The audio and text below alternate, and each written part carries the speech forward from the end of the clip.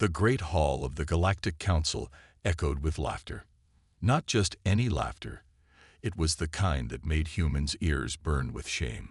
On the massive display screen floating in the center of the hall, Captain James Walker stood straight-backed and proud, even as thousands of alien representatives pointed and chuckled at the human announcement. A seventh-dimensional vessel. These humans can barely manage faster than light travel. A blue-skinned delegate wiped tears of amusement from his 4 eyes. Walker kept his face neutral, though his hands tightened into fists at his sides. He had expected this reaction, but experiencing it firsthand still stung. Behind him, the Horizon Breaker floated in Earth's orbit, its sleek black hull absorbing sunlight like a shadow against the stars. The Council recognizes the human delegation, the Grand Speaker announced, his tentacles waving with barely contained amusement. Please enlighten us about this remarkable achievement. Walker cleared his throat. The Horizon Breaker represents 10 years of human innovation. Our scientists have discovered a way to harness energy from dimensional boundaries. This ship can. 10 years, interrupted a crystalline being, its faceted surface flickering with lights of derision. We have studied dimensional physics for 10,000 years. What could you possibly discover that we haven't already dismissed as impossible? More laughter filled the chamber. Walker noticed some species were actually recording this moment, probably to share as entertainment across the galaxy. On the bridge of the Horizon Breaker, Walker's crew watched the transmission with growing anger. Lieutenant Tom Peters, the ship's navigator, shook his head. They don't have a clue what we've built, do they, sir? Let them laugh, replied Walker through their private channel. They've spent so long looking down on us, they'd forgotten to look up.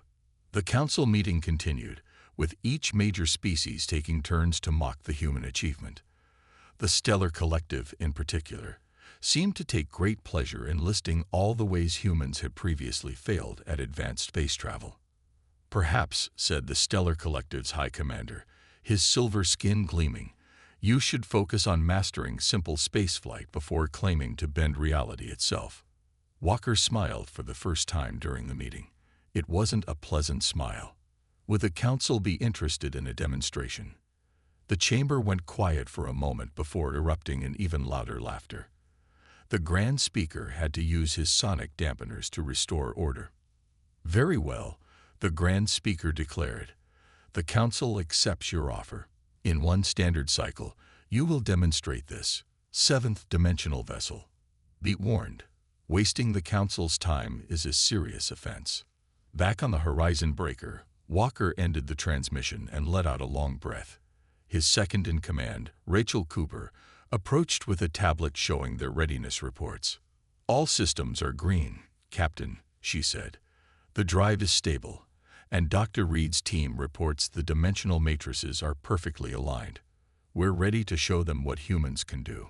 Walker looked around the bridge at his crew, 15 of Earth's finest, chosen not for their political connections or family histories, but for their innovation and determination. Each of them had faced ridicule during their careers.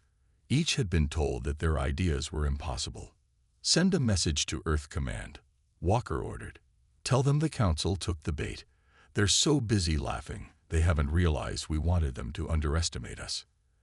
As the message was sent, Walker watched Earth through the main viewport. The blue planet spun peacefully, unaware that its position in the galaxy was about to change forever.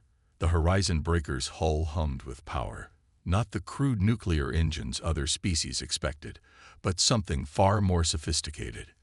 They think we're going to fail, Walker said to his crew. They think this ship is a joke. In one cycle, we'll show them why humans have achieved in decades what they couldn't in millennia. Sometimes the best innovations come from those who don't know something is impossible. The crew returned to their stations, preparing for the demonstration that would silence the laughter once and for all. In the depths of the ship, the seventh-dimensional drive pulsed quietly, ready to rewrite everything the galaxy thought it knew about reality itself. Deep beneath the Rocky Mountains, in a facility known only as the Vault, Dr. Anna Reed paced back and forth in front of a holographic display. The room was filled with the soft blue glow of quantum computers and the gentle hum of cooling systems. She stopped and pointed at a complex diagram floating in the air. "This is why they're wrong," she said to Project Director Marcus Stone. "Every advanced species in the galaxy tries to force their way through dimensions. They use massive amounts of energy to tear holes in space-time. But she smiled, reaching out to rotate the hologram. "We found a gentler way." Stone watched as the diagram transformed, showing the Horizon Breaker's unique design. Unlike the brutal force field technology used by other species, the human ship worked more like a leaf floating down a stream, moving with the dimensional currents rather than against them. "Show me the test results again," Stone requested, his weathered face serious. In 12 hours, the Horizon Breaker would have to prove itself to the Galactic Council. Dr. Reed brought up another display. "Look at these readings from our last 5 tests. The ship doesn't just move through dimensions. It exists in all of them at once. It's like a person standing in a doorway, simultaneously in 2 rooms." The laboratory around them was a testament to human ingenuity, where alien research centers were filled with massive power generators and exotic materials. The vault used surprisingly simple equipment. The real breakthrough wasn't in the hardware, it was in the way of thinking. Captain Walker sent another update. A young technician called out from his station. "The Council is preparing observation ships for tomorrow's demonstration. They're bringing their best sensors to prove we're lying." Stone laughed quietly. "Let them bring their sensors. They won't understand what they're seeing anyway." Dr. Reed moved to a sealed chamber in the corner of the lab. Inside, suspended in a magnetic field, was a small crystal, the heart of their breakthrough. It looked ordinary, like something you might find in a gift shop. But its structure existed partially in higher dimensions. "We did in 10 years what they couldn't do in 10,000, she said, "because we stopped trying to conquer dimensions and learned to dance with them instead." A warning light flashed on one of the monitoring stations. Everyone in the lab tensed, but Reed remained calm. She checked the readings and smiled again. "The crystal is picking up dimensional ripples. The Horizon Breaker is running another systems check." She turned to Stone. "Everything is working perfectly. Better than perfectly, actually. Each time we test the system, it becomes more stable." Stone walked to a window overlooking the main research floor. Hundreds of scientists and engineers moved purposefully between workstations. None of them were chosen for their prestigious degrees or their family connections. They were chosen because they dared to think differently. "Send word to Walker," Stone ordered. "Tell him to run a full diagnostic on the dimensional matrices. I want every system checked twice before tomorrow." As the message was sent, Dr. Reed pulled up the original designs that had led to their breakthrough. They looked almost childish in their simplicity, sketches made on a napkin during a late-night discussion 3 years ago. "The aliens think technology has to be complicated to be advanced," she said, more to herself than to Stone. They never considered that the opposite might be true. A junior scientist rushed into the room, holding a tablet. "Dr. Reed, we're picking up unusual readings from the crystal." Instead of showing concern, Reed's eyes lit up with excitement. She quickly scanned the data and let out a quiet laugh. "The dimensional boundaries are getting thinner," she explained to Stone. "It's like the dimensions themselves are curious about what we're doing. They're reaching out to us." Stone raised an eyebrow. "Is that dangerous?" "No," Reed replied confidently. "It's exactly what we wanted. The ship doesn't force its way through dimensions. It invites them to open. Tomorrow, the galaxy will learn that sometimes the most powerful forces in the universe respond better to a whisper than a shout."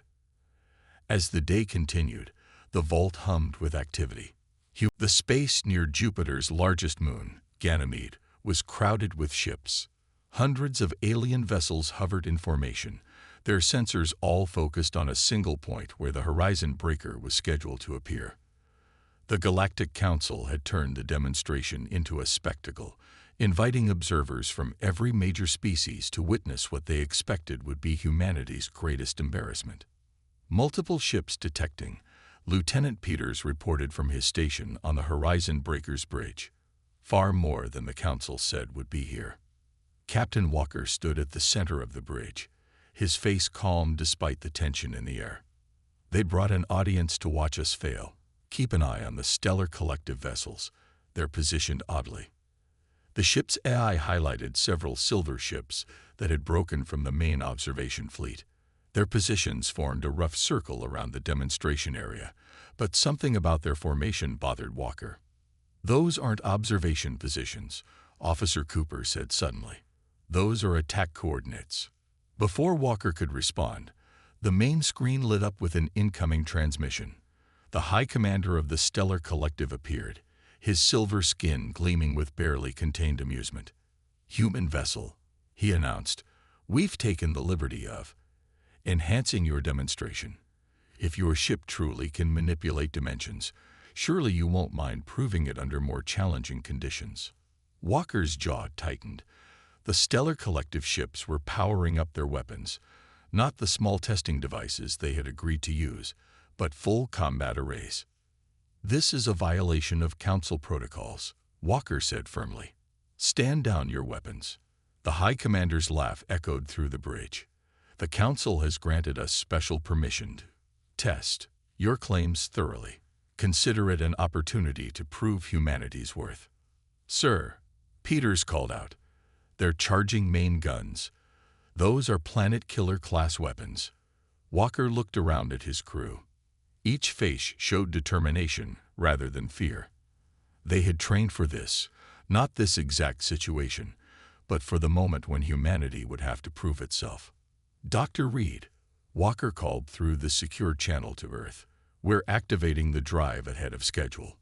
Are we clear?" "The dimensional matrices are stable." Reed's voice came back instantly. "Show them what we can do, Captain." Walker sat in his command chair and pressed his palm against the biometric reader. "All hands, this is not a drill. Initiate dimensional drive sequence. Lieutenant Peters, plot us a course through their formation." The Horizon Breakers engines hummed to life, but not with the typical roar of conventional drives. Instead, the sound was more like a whispered song, rising and falling in patterns that seemed to come from everywhere and nowhere at once. "Enemy ships firing," Cooper shouted. Massive energy beams lanced out from the Stellar Collective vessels, enough firepower to vaporize a small moon. The alien observers watched eagerly, expecting to see the human ship destroyed in a spectacular explosion. Instead, something impossible happened. As the energy beams reached the Horizon Breaker, the ship began to glow with a soft, pearl-like light. The space around it seemed to fold, like paper being creased by invisible hands. The weapons fire passed through where the ship should have been, but the Horizon Breaker remained untouched. "Dimensional shift successful," Peters reported, his voice filled with pride. "We're existing in dimensions 4 through 7 simultaneously. Their weapons can't touch us. We're literally out of their reach." On the main screen, the High Commander's smug expression had vanished, replaced by shock. "Impossible. Fire again. Maximum power." The Stellar Collective ships unleashed everything they had, filling space with a web of destructive energy. But the Horizon Breaker danced through it all, leaving ripples in reality wherever it passed. Each movement of the ship caused sensor arrays across the alien fleet to spark and fail as they tried to track something their technology couldn't understand. "Should we return fire, sir?" Cooper asked. Walker shook his head, smiling. "No need. Let's show them something better." He pressed another control on his chair. "Initiate full dimensional bloom." The Horizon Breaker's pearl-like glow intensified. Suddenly, the ship was everywhere and nowhere, existing at multiple points in space simultaneously. The alien fleet found themselves surrounded by afterimages of the human vessel, each one as real as the original. "By the void," someone whispered on an open channel. "What have these humans done?" The demonstration had turned into something far more significant than anyone had planned. In trying to humiliate humanity, The Stellar Collective had instead given them the perfect opportunity to show the true power of human innovation. And this was only the beginning. The space around Jupiter had become a scene of chaos. Not the usual kind of chaos seen in space battles, with explosions and debris, but something far stranger. Reality itself seemed to be coming undone. Multiple dimensional ripples detected, Peters announced, his fingers dancing across his control panel. The drive is affecting everything within 10,000 kilometers. Through the Horizon Breaker's viewports, the crew watched in awe as space itself began to fold and ripple. Stars seemed to blur and stretch, their light bending in impossible ways. Jupiter's massive form in the background appeared to shift between different versions of itself, as if someone was quickly flipping through photographs of the planet taken across millions of years. "Status report," Walker commanded, his voice steady despite the extraordinary scene before them. Cooper checked her readings. "The ship is stable, Captain. We're successfully maintaining position across 4 dimensions simultaneously." But she paused, double-checking her screen. Something unexpected is happening to the space around us. The alien fleet was in complete disarray. Their highly advanced sensors, designed to detect and measure every known form of energy in the universe, were going haywire. Some ships reported that time was moving faster around them, while others experienced it slowing down. Gravity shifted unpredictably, making their precise formations scatter like leaves in a wind. "Human vessel," the High Commander's voice crackled through the comm system, his previous arrogance replaced by poorly hidden fear. "What are you doing to our ships?" Walker allowed himself a small smile. "Nothing, Commander. We're simply existing in a way your sensors can't understand. The effects you're seeing are just side effects of our presence." On Earth, in the vault, Dr. Reed watched the incoming data with growing excitement. "The dimensional boundaries are becoming more permeable than we expected," she reported to Walker. "The ship isn't just traveling through dimensions, it's teaching space itself how to bend." A brilliant flash of light drew everyone's attention. One of the Stellar Collective's primary sensor arrays had overloaded, the complex device unable to process what it was seeing. The massive ship spun slowly, its systems struggling to cope with the changing nature of space-time around it. "Sir," Peters called out, "I'm picking up something incredible. The dimensional ripples, they're creating permanent changes in the fabric of space-time. We're not just passing through dimensions anymore. We're reshaping them." The Horizon Breaker's drive hummed with a new note, almost like it was singing to the universe. Around the ship, waves of pearlescent light spread outward, each wave causing more chaos among the alien fleet. Ships that tried to maintain their position found themselves moving backward in time by microseconds. Others reported that solid matter was becoming slightly transparent as higher dimensions began to bleed into normal space. "Captain," Cooper said urgently, "the Stellar Collective ships are trying to power up their weapons again." But she laughed softly. "Their energy beams are curving back on themselves. They can't form a straight line through this warped space." Walker stood from his command chair and walked to the main viewport. The view was beyond anything human eyes were meant to see. Space had become a canvas of impossibility. With light and matter behaving in ways that defied every law of physics, the aliens had believed unbreakable. "Dr. Reed," he called through the comm, "are we safe to continue? This is well beyond our test parameters." "The ship is performing perfectly," Reed replied, her voice filled with wonder. "The dimensional matrices are actually getting stronger. It's like the ship is learning, Captain. Every moment we spend here, it understands the higher dimensions better." A new alarm sounded on the bridge. Peters checked his readings and let out a surprised laugh. "Captain, you need to see this. The alien ships, their hulls are starting to phase between dimensions. They didn't build their ships to handle this kind of space." Through the chaos, the High Commander's voice came again, this time with no trace of its former superiority. "Stand down your weapon, humans. You've made your point." "This isn't a weapon, Commander," Walker replied calmly. "This is just a different way of looking at the universe. Your people spent 10,000 years trying to break through dimensional barriers. We humans decided to ask the dimensions to let us in instead. As if to emphasize his words, another wave of dimensional energy rippled out from the horizon breaker, turning the space around Jupiter into a lesson about humanity's true potential. Captain Walker stood at the center of the horizon breaker's bridge, watching as his crew made an incredible discovery. The ship's dimensional drive hadn't just given them the ability to move through higher dimensions. It had given them control over the fundamental forces of reality itself. "Look at this, Captain," Peters said, pointing to his display. "When we shift our dimensional alignment just slightly," he made a small adjustment to the ship's position. In the space around them, a group of stellar collective ships suddenly began floating backwards, as if time itself had reversed for them. Their crews watched in horror as their vessels moved against their will, every engine and thruster powerless to stop it. "It's not just space we can control," Cooper added from her station. "Time, gravity, even the strong and weak nuclear forces, they're all connected through the dimensions. And we can touch all of them." Dr. Reed's voice came through from Earth, excitement clear in her words. "The ship's dimensional matrices are acting like a universal remote control.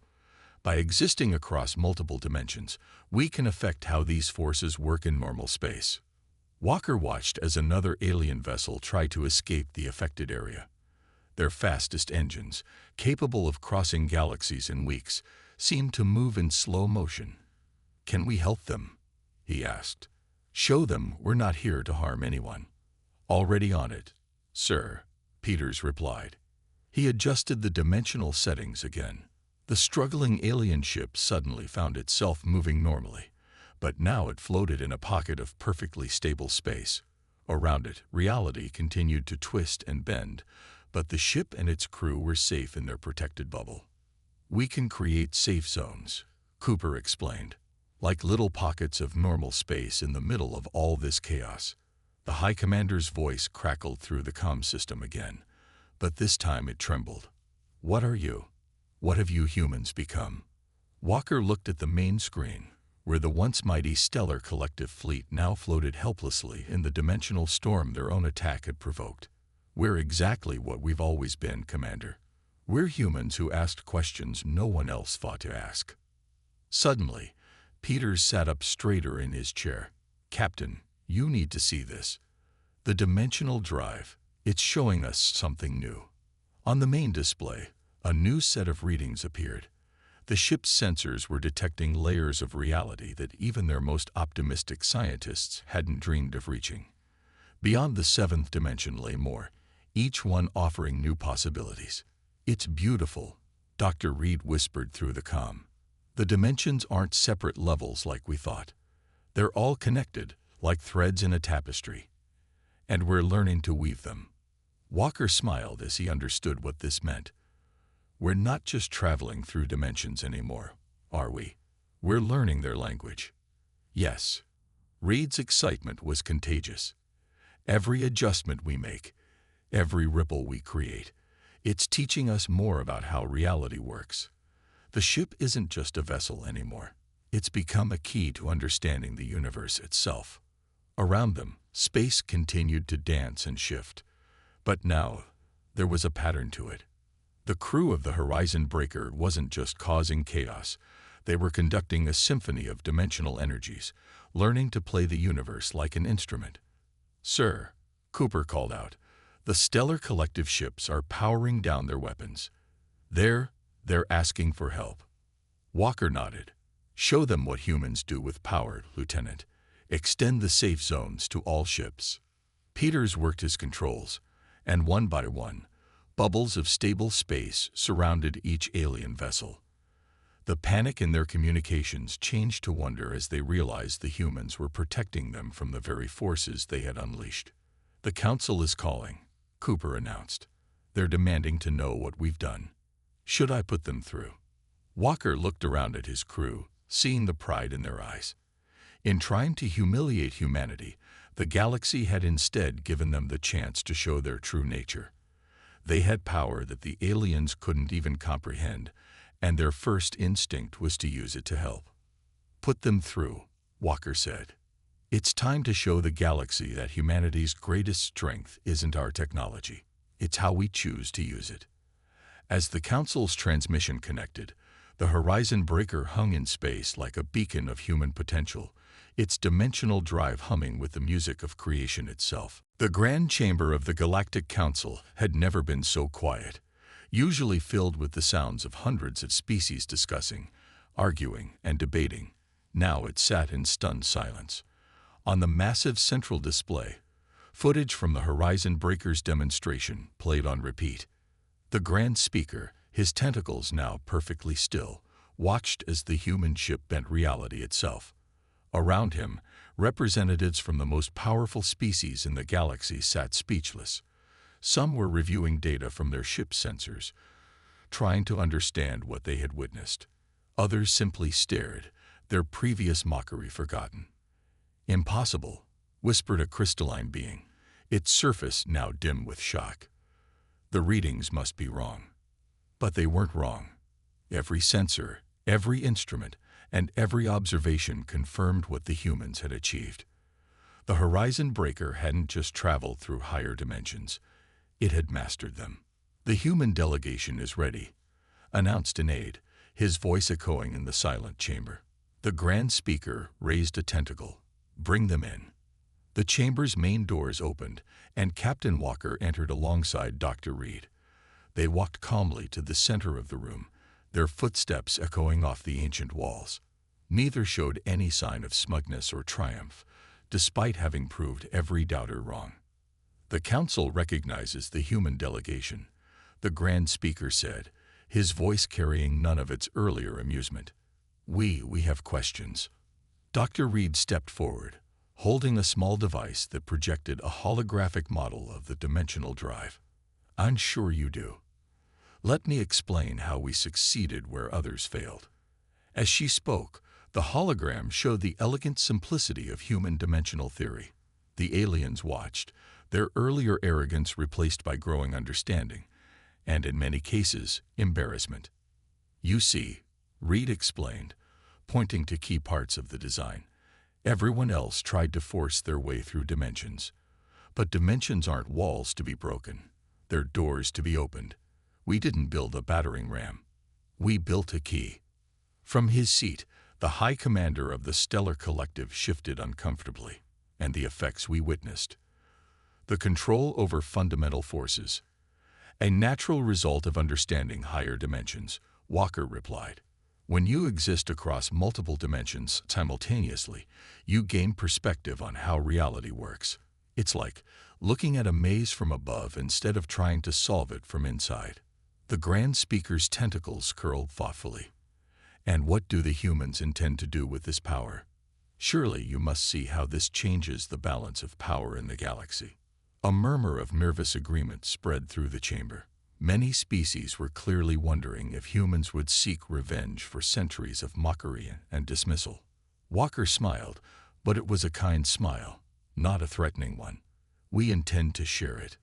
The chamber erupted in surprised whispers. The Grand Speaker's tentacles twisted in confusion. "Share it? But why?" "Because that's what humans do," Reed explained. "We don't advance by keeping others down. We advance by lifting everyone up." She adjusted her hologram, showing how the dimensional drive could be modified for different species ships. "Every race here has something unique to offer. Imagine what we could all achieve together."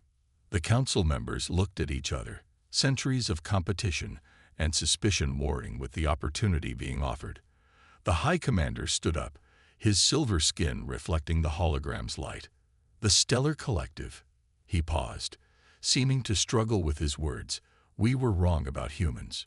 We apologize for our actions during the demonstration, and we would be honored to learn from you." One by one, other species stood, offering similar words. The Grand Speaker raised several tentacles for silence. "It seems," he announced, "that we must revise our understanding of not just dimensional physics, but of humanity itself.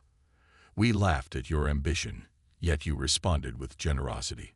We doubted your abilities, yet you offer to share your success. Walker nodded. That's because humanity's greatest achievement isn't the dimensional drive. It's understanding that true power comes not from domination, but from cooperation. As the council chamber filled with sounds of agreement and excitement, Dr. Reed smiled at her hologram. The dimensional drive spun slowly in the air, a testament to human ingenuity and determination. But more than that, it was becoming a symbol of something greater. A new era where humanity would help lead the galaxy not through force, but through wisdom and shared progress. The tables had turned, but instead of responding with arrogance, humanity was showing the galaxy a better way forward. 1 year after the Horizon Breakers demonstration, Earth had become the center of a new age of galactic cooperation. The once quiet solar system now bustled with ships from hundreds of species, all coming to learn from the humans they had once mocked. Captain Walker stood in the vault's main teaching hall, watching as alien scientists worked alongside human researchers. The massive room, once a secret facility, now served as the galaxy's premier center for dimensional physics. It's still hard to believe sometimes, Dr. Reed said, joining him at the observation window. A year ago, they were laughing at us. Now they're our most eager students. Below them, a crystalline being was excitedly showing the human scientist a new way to visualize dimensional flows, while a group of blue-skinned engineers debated theory with Earth's top physicists. The air was filled with the sound of different languages, all working together to understand the universe better. "How's the joint project going?" Walker asked, nodding toward a large experimental area where the Stellar Collective's engineers were working on something with human teams. Reed smiled. "Better than expected. Their materials technology combined with our dimensional theory." She paused, pulling up a holographic report.